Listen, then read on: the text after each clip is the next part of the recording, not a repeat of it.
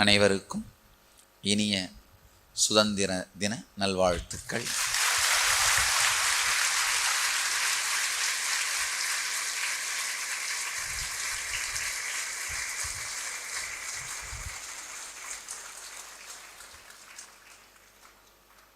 ஞானிகளையும் ஞானமடைகின்ற விஞ்ஞானத்தையும் ஜீவன் முக்த விஞ்ஞானத்தையும் இந்த பூமியில் வச்சிருந்ததுக்காகவே இந்த நாட்டிற்கு மிகப்பெரிய நன்றி. அதை வைத்திருப்பதற்காகவே இந்த நாடு என்றும் வாழும்.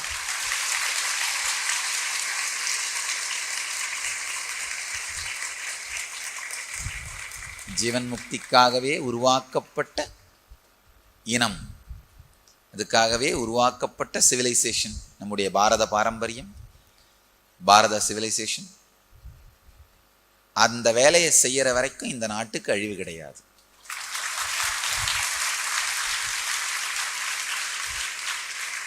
ஒவ்வொரு சிவிலைசேஷனும் ஒரு காரணத்துக்காக உருவாக்கப்பட்டிருக்கு. மற்ற வேலைகளை செய்யறதுல தப்பு இல்லை, ஆனா மெயின் வேலையை செய்யாம விடுறது தப்பு.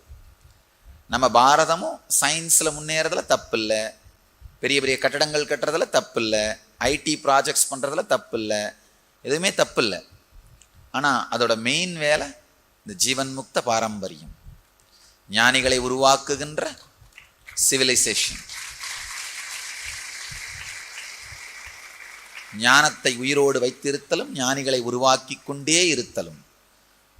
பூமியினுடைய ஞான கர்ப்பம் நம்முடைய பாரத சிவிலைசேஷன்.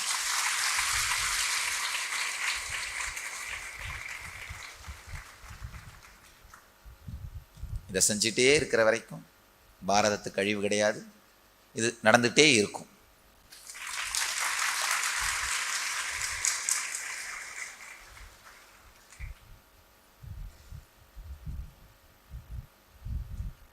உலகம் முழுக்க பார்த்தீங்கன்னா, சாமி உலகம் முழுக்க ட்ராவல் பண்ணுறதுனால சொல்கிறேன், இட்டாலியன் ஃபுட் ரொம்ப பாப்புலர், அமெரிக்காவோட மெடிசன்ஸ் ரொம்ப பாப்புலர். ஏன்னா ரிசர்ச் அண்ட் டெவலப்மெண்ட் லேட்டஸ்ட்டாக ஜாஸ்தியாக நடக்கிறது அமெரிக்காவில் தான். ஜெர்மன் டெக்னாலஜி பாப்புலர், டெக்னாலஜி ஃபீல்டில் அவங்க தான் ஜாஸ்தி ரிசர்ச் பண்ணுறாங்க. இந்த மாதிரி ஒவ்வொரு ஃபீல்ட்லையும் சைனாவோட ப்ராடக்ட்ஸ் பாப்புலர், ஏன்னா அவங்க தான் மாசாக சீப்பாக ப்ரொடியூஸ் பண்ணுறவங்க. அப்படி பார்த்தீங்கன்னா இந்தியன் குருஸ் தான் பாப்புலர். நல்லா புரிஞ்சுக்கோங்க, உலகத்திலேயே லார்ஜஸ்ட் க்ரௌட் புல்லிங் குருஸ் 40 பேர், அது எல்லா ரிலிஜன்லையும் சேர்ந்து லார்ஜஸ்ட் க்ரௌட் புல்லிங் குருஸ் 40 பேரை செலக்ட் பண்ணி என்லைட்டன்மெண்ட் மேகசின், அது ஒரு இன்டர்நேஷ்னல் மேகசின், அவங்க ஸ்டாட்டிஸ்டிக்ஸ் பப்ளிஷ் பண்ணியிருக்காங்க. அதில் இந்த 40 பேரில் 32 பேர் இந்திய குருமார்கள்.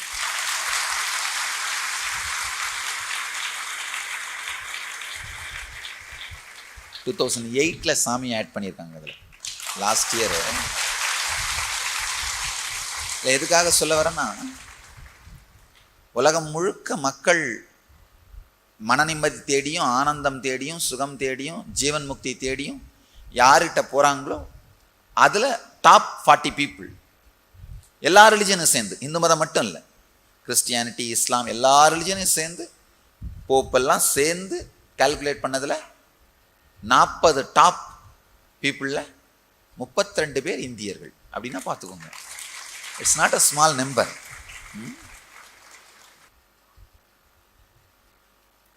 நம்முடைய 1% ஆஃப் த பாப்புலேஷன் தங்களுடைய வாழ்க்கையை ஆன்மீக வளர்ச்சிக்காக ஒப்படைத்து விட்டார்கள். அதாவது கோவில்களை மெயின்டைன் பண்ணுற குருமார்கள், சன்னியாசிகள், ஆச்சாரியர்கள், ஸ்பிரிச்சுவல் டீச்சர்ஸ், இதெல்லாம் சேர்ந்து இந்தியாவில் பாப்புலேஷன் 1 கோடி.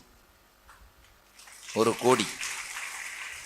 வேறு எந்த தொழிலும் செய்யாமல் ஆன்மீக விஷயங்களை வளர்ப்பது, அதுக்கு சப்போர்ட்டாக நிற்கிறது, அது மட்டும். நம்ம ஃபீல்டு தான் லார்ஜஸ்ட் ஃபீல்டு இந்தியாவிலேயே. 1 கோடி. இந்தியா முழுக்க தினந்தோறும் உபயோகமாகின்ற உள்ளுலக ஆன்மீக கூடங்கள், அதாவது ஆலயங்கள், மடங்கள், ஆசிரமங்கள் எல்லாம் சேர்ந்து உள்ளுலக ஆராய்ச்சிக்காக நிறுவப்பட்டு தினந்தோறும் உபயோகப்படுத்தப்படுகின்ற இடம் மட்டும் 1 கோடி இடங்கள். 1 கோடி இருக்காங்க. அதனால் ஜீவன் முக்த விஞ்ஞானத்தை வாழ வைத்துக் கொண்டிருக்கும், பிரசவித்துக் கொண்டே இருக்கும், ஞானிகளை பிரசவித்துக் கொண்டே இருக்கும் இந்த பூமியின் ஞான கர்ப்பமான பாரதம் வாழட்டும், என்றும் வாழும்.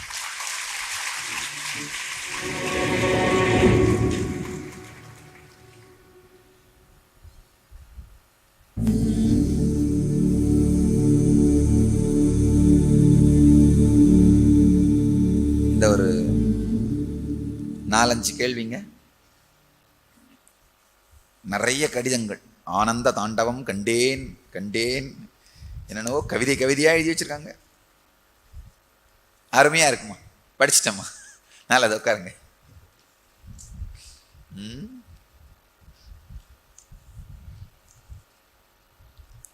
நம்ம மேகசின்ல பப்ளிஷ் பண்ண சொல்லிடுறேன், அழகா பண்ணியிருக்கீங்க. பெரிய அருமையான கவிதை எழுதியிருக்காரு. பூமியில் வாழும் மனித சூரியனே, எரிக்கிறாய் எங்களை, ஆனால் அது சுகமாக உள்ளது. ஏனென்றால் நீ எரிப்பது எங்கள் வேதனையை, துக்கத்தை. ஆயுதம் இல்லாமல் தடைகளை உடைக்கிறாய், உருக்குகிறாய். மொத்தத்தில் நீ ஒரு ஆன்டிவைரஸ் சிடி. மனித உடலின் உள் சென்று சுத்தம் செய்யும் ஹீலிங் மனித சிடி. யோகிகளின் சூப்பர் ஸ்டார் நீ. உன்னை குருவாய் அடைந்தது நான் ஆனந்தம் கொள்கிறேன். நல்லதுங்க.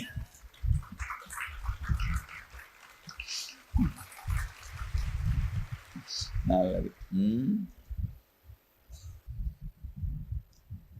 நல்லது.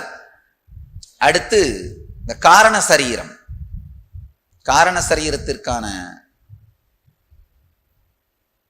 சரீரம் சம்பந்தமான சில சத்தியங்களை உள்வாங்கிக்கோங்க. 5வது சரீரம் காரண சரீரம். காரண சரீரம்னா நீங்க தினந்தோறும் ஆழ்ந்த தூக்கத்துல அனுபவிக்கிற சரீரம். ஏன் இதுக்கு காரண சரீரம்னா பேருனா, இந்த உலகத்துக்கே காரணமாக இருக்கின்ற எல்லா சம்ஸ்காரங்களும் புதைந்து கிடக்கிற சரீரம் அதான். முதல் 4 சரீரங்கள்ல பாத்தீங்கன்னா அந்த குறிப்பிட்ட சம்ஸ்காரங்கள் இருக்கும். ஸ்தூல சரீரத்துல பயத்தாக்குதல், அது சம்பந்தப்பட்ட சம்ஸ்காரங்கள் இருக்கும். பிராண சரீரத்துல ஆசை, அச்சம், யூசுவலா மெயினா ஆசை தான். ஆசையினால் விளைகின்ற ஒரு சில அச்சங்கள் இருக்கும், ஆசை தான் மெயினா. அடுத்து மன சரீரத்துல குற்ற உணர்ச்சி, சூக்ஷ்ம சரீரத்துல எல்லா வலி. இந்த காரண சரீரத்துல எல்லா சம்ஸ்காரங்களுமே புதைந்து இருக்கும். இந்த உலகத்தை நீங்க பார்க்கறதுக்கு காரணமாக இருக்கின்ற, உங்கள் வாழ்க்கைக்கு காரணமாக இருக்கின்ற எல்லா சம்ஸ்காரங்களும் புதைந்திருக்கிறதால தான் அது காரண சரீரம்னு சொல்றோம். தினந்தோறும் இரவு உறக்கத்துல அந்த சரீரத்துல நீங்க விழுந்துட்டு வெளியில வர்றீங்க. உங்க தாயினுடைய கர்ப்பத்துல அந்த சரீரம் தான் இருக்கு, அதுல இருந்து தான் நீங்க வெளியில வர்றீங்க. நீங்கள் வெளியிலே வருவதற்கு காரணமான சரீரம், தாயினுடைய கர்ப்பத்துல நிறவர சக்தி காரண சரீர சக்தி தான். காரண சரீர சக்தியில தான் நீங்க உருவாகிறீங்க. தினந்தோறும் திரும்பவும் அந்த காரண சரீர சக்திக்கே தான் போயிட்டு வரீங்க. உங்க உடம்பு உருவாகிற இடமும் ரிப்பேர் பண்ற இடமும் ஒண்ணுதான். தினந்தோறும் நைட்டு நீங்க தூங்குறது ரிப்பேர் மாதிரி தான். உருவாகிற இண்டஸ்ட்ரி காரண சரீரம், தினந்தோறும் ரிப்பேர் பண்ற ஒர்க் ஷாப்பும் காரண சரீரம் தான். சர்வீஸ் பார்க்குற ஒர்க் ஷாப்பும் காரண சரீரம் தான். அந்த ரெண்டுமே காரண சரீரம். தாயினுடைய கர்ப்பத்திலே இருக்கிற சக்தி, உங்களை உருவாக்குற இண்டஸ்ட்ரி, தினந்தோறும் நீங்க தூக்கத்துல அனுபவிக்கிற அதே காரண சரீர சக்தி தான் உங்களை நீங்களே ரிப்பேர் பண்ணிக்கிற சக்தி. ஆழ்ந்து புரிஞ்சுக்கோங்க, இது ஒரு ஆழமான ஒரு சத்தியம். ஆழமா கம்ப்ளீட் அட்டென்ஷன் கொடுத்தீங்கன்னா தான் புரியும். தாயினுடைய கர்ப்பத்துல உங்க உடம்பு உருவாகும் பொழுது நீங்க எந்த உணர்வை அனுபவித்தீர்களோ அதே உணர்வைத்தான் தினம்தோறும் ராத்திரி தூங்கும் போது அனுபவிக்கிறீங்க. ஆழமான தூக்கத்துல அதே தான் அனுபவிக்கிறீங்க. அதனாலதான் நீங்க தூங்கும் பொழுது பாத்தீங்கன்னா குழந்தை மாதிரியே தான் திரும்ப மாறிடுவீங்க. தூங்குற போஸ், குழந்தை இருக்கிற அதே போஸ்ட்ல படுத்தீங்கன்னா என்ன ஆவீங்க? தூங்கிடுவீங்க. ஒரு தாய் கர்ப்பத்துல குழந்தை இருக்கிற அதே போஸ்ட்ல படுத்தீங்கன்னா தூங்கிடுவீங்க. பெட்டு, தலகாணி எல்லாமே தாயினுடைய கர்ப்பத்துல நீங்க ஃபீல் பண்ற அந்த கம்ஃபர்ட்டை ரீப்ரொடியூஸ் பண்ற முயற்சி தான். தாயினுடைய கர்ப்பத்துல உங்களுக்கு இருக்கிற அந்த கம்ஃபர்ட்டையும் ஃபீலிங்கையும் பிசிக்கலா வெளி உலகத்துல ரீப்ரொடியூஸ் பண்றதுக்கான முயற்சி தான் நீங்க படுத்திருக்கிற பெட்டு, தலையணை எல்லாமே. 2 நேரத்திலையுமே உங்க உடம்பு உருவாகிற இடமான தாயினுடைய கர்ப்பத்திலையும் தினந்தோறும் நீங்க ஒடுங்குற இடமான இரவு தூக்கத்திலையுமே இந்த காரண சரீரத்தோட உணர்வைத்தான் அனுபவிக்கிறீங்க. அந்த உணர்வைத்தான் அனுபவிக்கிறீங்க. அங்கதான் நீங்க உருவாகிறதுக்கான காரணமாக இருக்கின்ற எல்லா சம்ஸ்காரங்களும் இருக்கின்றன. தினந்தோறும் அந்த காரண சரீரத்துக்கு தான் போயிட்டு வரீங்க. ஆனா அன்கான்சியஸா போயிட்டு வரீங்க. அன்கான்சியஸா அந்த காரண சரீரத்துக்குள்ள விழுந்து திரும்ப வெளியில வரீங்க. தூக்கம் உங்க கட்டுப்பாட்டுல இல்லை. அதனாலதான் வரவேண்டிய நேரத்தில் வராமலும் வரக்கூடாத நேரத்தில் வந்தும் தொந்தரவு செய்கிறது. சில பேர் பாத்தீங்கன்னா அந்த கிரானிக் ஃபெட்டிக்னு சொல்லுவோம். பேசிக்கிட்டே இருப்பீங்க, தூங்கிடுவாங்க. நீங்க பாட்டு பேசிட்டே இருப்பீங்க, என்ன பண்ணுவாங்க அவங்க? தூங்கிட்டு ஒரு அரை மணி நேரம் சொல்லு சொல்லு சொல்லு அப்படின்வாங்க. தூங்கி போயிட்டு இருப்போம். கிரானிக் ஃபெட்டிக். இதுக்கு காரணம் இந்த காரண சரீரம் இனிமையாக உங்களுக்குள்ள செயல்படாதது. தமஸ், தேவையில்லாத நேரத்துல வர்ற தமஸ். பாத்தீங்கன்னா ஏதாவது நாளைக்கு ஒரு முக்கியமான அப்பாயின்மெண்ட் இருக்கு, என்கேஜ்மெண்ட் இருக்கும், பண்ணியே தீர வேண்டியிருக்கு. அந்த என்கேஜ்மெண்ட் நேரம், அந்த அப்பாயின்மெண்ட் நேரம் வந்தோடனே திடீர்னு பாத்தீங்கன்னா எதையுமே செய்யற மூட் இல்லாம டிப்ரெஸ்டா இருப்பீங்க. எதுவுமே வேணாண்டா அப்படின்னு. காரணம் இல்லாது வருகிற தமஸ். அதுக்கு காரணம் இந்த காரண சரீரம் இனிமையா இயங்காதுதான்.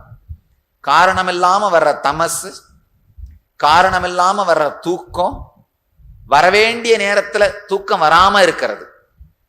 இது எல்லாத்துக்குமே காரணம் இந்த காரண சரீரம் ஒழுங்கா இயங்காதது தான். இந்த காரண சரீரத்தோடு நீங்க சுலபமாக இயற்கையா இல்லாம இருக்கிறது தான். தினந்தோறும் நம்ம என்ன பண்ணுவோம்? காரண சரீரத்துக்குள்ள தான் விழறோம் ராத்திரி தூங்கும் போது. ஆனா அன்கான்சியஸா விழறோம். இன்னைக்கு என்ன பண்ண போறோம்? கான்சியஸா அந்த காரண சரீரத்துக்குள்ள போக போறோம். அப்படின்னா என்னன்னா, கான்சியஸா தூங்க போறீங்க. கான்சியஸா தூங்க போறீங்க. எப்படி சாமி கான்சியஸா தூங்க முடியும்? முடியும். நீங்க நைட் பாப்பீங்க. முடியும். நீங்க நைட் பாப்பீங்க. ஒண்ணுமில்ல, ஆழ்ந்த தூக்கத்துல என்ன அனுபவிக்கிறீங்க சொல்லுங்க? ஒரு ஆழமான அமைதி, ஒரு சுகமான நிம்மதி, ஒரு ஆழ்ந்த இருட்டு, இருளை இருள் கவ்வியது போன்ற இருட்டு. இதான் அனுபவிக்கிறீங்க. அந்த குணங்களையே உட்கார்ந்து தியானம் பண்ணுங்க. அதே குணங்களை உட்கார்ந்து தியானம் பண்ணுங்க. ஆழ்ந்த இருள், ஆழமான அமைதி, சுகமான நிம்மதி. அந்த குணங்களையே தியானம் பண்ணுங்க. அந்த இருளையே தியானம் பண்ணுங்க. தியானம் பண்ண தியானம் பண்ண தியானம் பண்ண என்ன ஆகும்? தூங்குகின்ற அதே உணர்வுக்கு போவீங்க. ஆனா கான்சியஸா போயிட்டு அங்க தூங்கிக்கிட்டு இருக்கிறோன்ற உணர்வோடையே தூங்கிட்டு இருந்து தூங்கிட்டு இருக்கிறோன்ற உணர்வு கலையாம வெளியில வருவீங்க. இப்ப சாதாரணமா நீங்க முழிச்சப்பறம் தான் தூங்கிட்டு இருந்தா தெரியும் உங்களுக்கு. தூங்கும் பொழுதே தெரியுமா? தெரியாது. தூங்கும் பொழுது தானே முழிச்சுப்பீங்க. தூங்கும் பொழுதே தெரியாது. கனவு காணும் பொழுது காணுவதாக உங்களுக்கு புரிஞ்சா முழிச்சுப்பீங்க. கனவுல இருந்து கனவு காண்றேன்ற எண்ணம் வந்த உடனே என்ன ஆகும்? கனவை கலைஞ்சு போயிடும். அது தூங்கிட்டு இருக்கிறேன்ற எண்ணம் வந்த உடனே என்ன ஆகும்? கலைஞ்சு போயிடும். அப்படி இல்லாம நீங்க அந்த உணர்வோடையே தூக்கத்துக்குள் விழுதல், அததான் துரிய நிலைன்னு சொல்லுவோம். இதுதான் துரிய நிலைன்னு சொல்லுவோம். உணர்வோடையே தூக்கத்துக்குள்ள விழுந்தீங்கன்னா என்ன ஆகும்? நீங்க எப்ப வேணா தூங்க முடியும், எப்ப வேணா எந்திரிச்சிக்க முடியும். பல பேர் கேட்டிருந்தீங்க. யார் கேட்டிருந்தது? ஆஷ்ரமேட்ஸ் எப்படி சாமி 3-4 மணி நேரம் தூங்கிட்டு இவ்வளவு ஃப்ரெஷ்ஷா இருக்காங்க? நீங்க தான் கேட்டிருந்தீங்களா? நல்லது, உட்காருங்க. இதான் டெக்னிக். இதை தெரிஞ்சுக்கிட்டீங்கன்னா போதும். இன்னைக்கு இந்த காரண சரீரத்துக்குள்ள முழுகிடுங்க. முழுகிட்டீங்கன்னா அப்ப என்ன ஆகும்? நல்லா புரிஞ்சுக்கோங்க. நீங்க பெரும்பாலான நேரத்தை தூக்கத்துல கழிக்கிறதுல, கனவுல கழிச்சிட்டு இருப்பீங்க. 8 மணி நேரம் படுத்திருக்கீங்கன்னா ஒரு 5 மணி நேரம் கனவுல தான் இருப்பீங்க. சாதாரண சராசரி இந்தியன் தொடர்ந்து 30 நிமிடத்துக்கு மேல தூங்குறது இல்லை. ஒரு சராசரி மேலை நாட்டவர்கள் தொடர்ந்து 16 நிமிஷத்துக்கு மேல தூங்குறது இல்லை. மேக்சிமம் நீங்க இந்தியர்கள் 30 நிமிஷம் தான் தூங்குறீங்க. உடனே என்ன பண்ணுங்க? வெளியில வந்துட்டு ஒரு 15 நிமிஷம் 20 நிமிஷம் கனவுகள்ல இருப்பீங்க. திரும்ப ஆழ்ந்து தூங்கிடுவீங்க. 30 நிமிஷம் திரும்ப கனவுகள்ல இருப்பீங்க. அப்ப நீங்க 8 மணி நேரம் படுத்திருந்தீங்கன்னா 3 மணி நேரம் தான் தூங்குவீங்க. 5 மணி நேரம் கனவு கண்டு இருப்பீங்க. அந்த 5 மணி நேரத்தை என் பசங்களை கட் பண்ண வச்சுட்டேன். அவ்வளவுதான். அதை கட் பண்ண வச்ச உடனே கரெக்டா என்ன பண்றாங்க?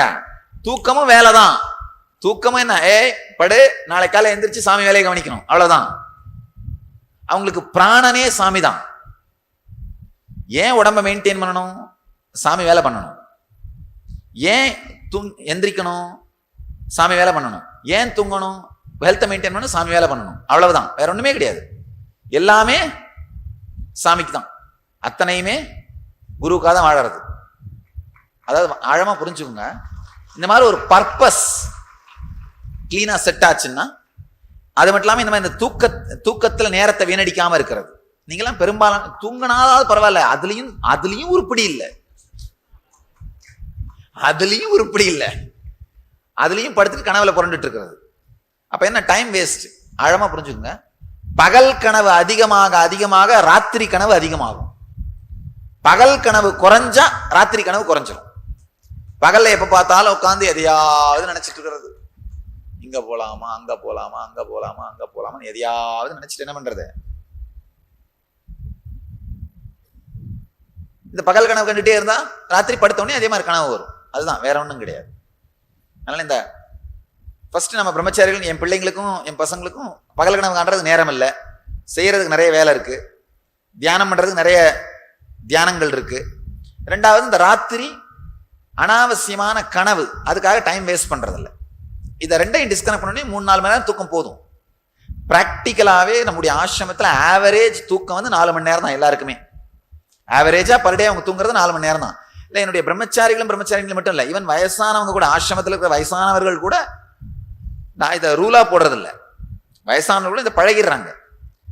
தினம் தியானம் பண்ண முக்கியமா இந்த காரண சரீரம் தான். இதனாலதான் நம்ம பிரம்மச்சாரிகளுக்கு ஸ்பெஷலான ட்ரைனிங் உண்டு.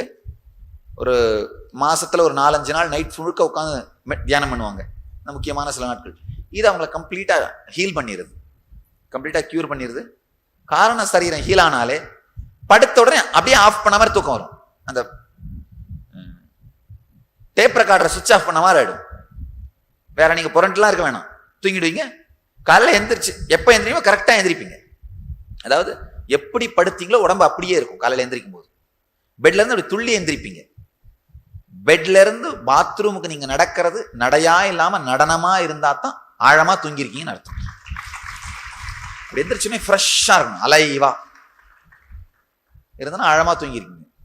இந்த காரண சரீரத்துக்குள்ள போற இந்த மெத்தடை புரிஞ்சுக்கிட்டீங்கன்னா, இன்னைக்கு செஞ்சுட்டீங்கன்னா போதும். நல்லா புரிஞ்சுக்கோங்க, நான் சொல்ற வார்த்தைகளுக்கு நான் பொறுப்பு. யாருக்காவது தூக்கம் வரலன்னு தூக்க மாத்திரை சாப்பிட்டு இருந்தீங்கன்னா, இந்த ஒரே ஒரு நைட் இன்னைக்கு இந்த தியானத்தை பண்ணுங்க போதும். நாளைக்கு நம்ம மாத்திரையை தூக்கி போட்டுடலாம், தேவையே படாது. இன்னொன்னு, இந்த மாதிரி ஸ்டேட்மெண்ட்லாம் நான் கொடுக்க மாட்டேன். கொடுத்தேன்னா நான் அதுக்கு பொறுப்பு, உண்மையிலேயே நான் பொறுப்பு. தரவா ரிசர்ச் பண்ணிட்டு மட்டும் தான் இந்த மாதிரி ஸ்டேட்மெண்ட்ஸ் எல்லாம் கொடுப்பேன். சாமி மெடிக்கலாகவும் ஸ்பிரிச்சுவலாகவும் சோசியலாகவும் தரவா ரிசர்ச் பண்ணிட்டு அதோட சைடு எஃபெக்ட் ஆஃப்டர் எஃபெக்ட்லாம் தெரிஞ்சா மட்டும்தான் இந்த மாதிரி ஸ்டேட்மெண்ட் கொடுப்பேன். இல்லைன்னா மெடிசன்ல எப்பவுமே சாமி தலையிட மாட்டேன். எவ்வளோ பேர் ஹீலிங் வராங்களே, ஹீல் பண்ணனா கூட அவங்க கேட்பாங்க மெடிசன் நிறுத்துட்டுமான்னு. டாக்டர்கிட்ட கேட்டு நிறுத்து, மெடிசன்லாம் தலையிட மாட்டேன். டாக்டர்கிட்ட போ, டாக்டரே சொல்லுவார் வேணான்னு, நிறுத்திக்கோ. நான் தலையிடவே மாட்டேன். இந்த ஒரு விஷயம் தெளிவா சொல்றேன், கேட்டுக்கோங்க. இந்த ஒரே ஒரு தியானத்தை ஆழ்ந்து முழுகி இன்னைக்கு ஒரு நைட் செஞ்சிருங்க. எப்பேற்பட்ட தூக்கம் இல்லாத வியாதியா இருந்தாலும், இல்லை அளவுக்கு மீறி தூக்கம் வர வியாதியா இருந்தாலும், ரெண்டா இருந்தாலும் ஹீல் ஆயிடும். ரெண்டுமே ஹீல் ஆயிடும். காரண சரீரம் இன்னொன்று ஆழமா புரிஞ்சுக்கோங்க. நாளையில இருந்து நீங்க நினைச்சாலும் நான் இருக்கிற இடத்துல தூங்க முடியாது. இன்னைக்கு ஒரு நாள் தான் என்னுடைய கர்ப்பத்திற்குள்ளேயே தூங்குறீங்க, ஞான கர்ப்பத்துக்குள்ளேயே தூங்குறீங்க. தாய் கர்ப்பத்திலிருந்து உடல் பிறவி எடுத்தது, ஞான கர்ப்பத்திலிருந்து உங்கள் உயிர் பிறவி எடுக்கும். அதனால ஆழ்ந்து இந்த காரண சரீரத்துக்குள்ள முழுகுங்க. தாய் உங்களுக்கு காரணம். நீங்க பிறக்கிறதுக்கான காரண சக்தி உங்க தாய் கர்ப்பத்துல இருக்கு. ஆனா இந்த பிரபஞ்சமே பிறக்கிறதுக்கான காரண சக்தி தான் ஞானியின் கர்ப்பம். ஆழ்ந்து ஆழ்ந்து புரிஞ்சுக்குங்க. ஒரு நாள் ஞானியினுடைய இந்த ஞான கர்ப்ப சக்திக்குள்ள தூங்குற அருமையான வாய்ப்பு. தூங்குறனா படுத்து தூங்குறல்ல, தூங்காமல் தூங்கி சுகம் பெறுவது எக்காலம்னு இந்த குதம்பை சித்தர் பாடுறாரு. 18 சித்தர்கள் ஒருத்தர். அருமையான சித்தர் பாடல்கள், அருமையான காவியங்கள். ஔவையையும் ஆண்டாளையும் அப்பரையும் சம்பந்தரையும் அளித்த என் தெய்வ தமிழ்த்தாய், வெறும் தமிழ்த்தாய் அல்ல, தெய்வ தமிழ்த்தாய்.